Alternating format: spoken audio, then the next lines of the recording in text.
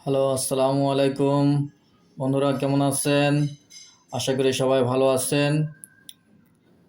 আজ আমি আপনাদের জন্য নতুন একটা রেসিপি নিয়ে আসছি।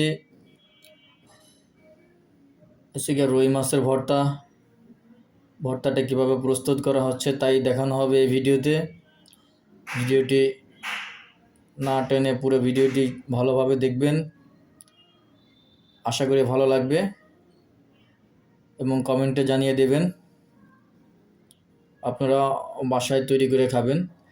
তো এটা বানানোর জন্য কি কি উপকরণ লাগবে তা এখানে সবই দেওয়া আছে। আমি আপনাদের এক এক করে এটার পরিচয় দিয়ে দিচ্ছি।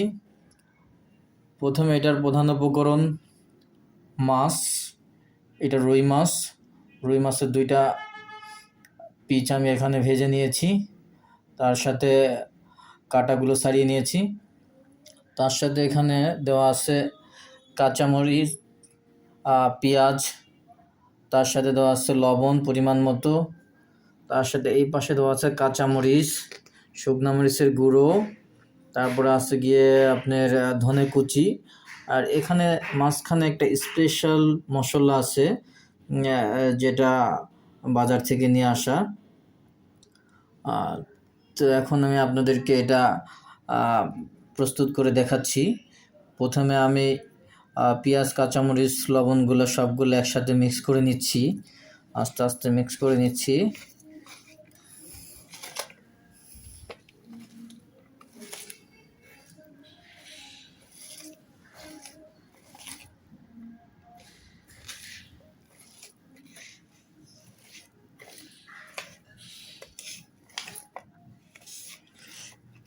এটা আসলে বাসায় বানানো ভর্তা। এটা সাধারণত সবসময় বানানো হয় না বাসায়, এটা কারণ ভর্তাটা বানানো অনেক কঠিন। এগুলা প্রস্তুত করার জন্য অনেক সময় লাগে, প্রসেস করার জন্য, তাই আসলে সব সময় করা হয় না। আজ খেতে ইচ্ছা করলো, তাই সবাই মিলে ইয়াম্মি ইয়াম্মি টেস্টি করে খাবো, এই কারণে আসলে বাসায় ভর্তাটা তৈরি করা। তো এটা আসলে মুখে বলে বোঝানো যাবে না এই ভর্তাটা কত টেস্টি, এনজয়েবল, ইয়াম্মি। তা আসলে আপনারা নিজেরা প্রস্তুত করে খাবেন, তাহলে হয়তো বা আপনাদের টেস্টটা বুঝতে পারবেন। এটা গরম ভাত, অর্থাৎ ধোয়া উঠবে ভাত, ভাতের ধোয়া উঠবে এরকম ভাতের সাথে এই ভর্তাটা খেতে হবে। হ্যাঁ,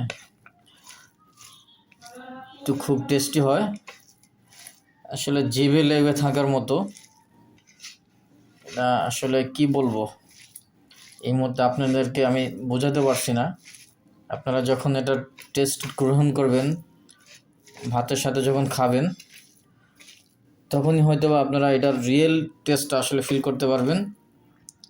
তো আমার ভর্তা বানানো প্রস্তুত শেষ, এখন এটা পরিবেশনের পালা। কিছুক্ষণের মধ্যে এটাকে আমরা পরিবেশন করব।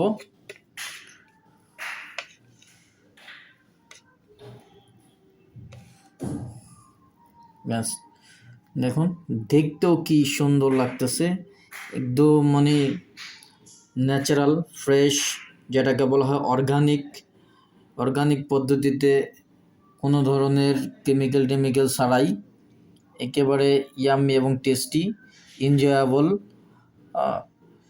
আশা করি সবাই এভাবে বাসায় তৈরি করে খাবেন, কমেন্টে জানিয়ে দেবেন। Thank you. আজকের ভিডিও এ পর্যন্তই, পরবর্তী ভিডিওর জন্য অপেক্ষা করুন। আসসালামু আলাইকুম।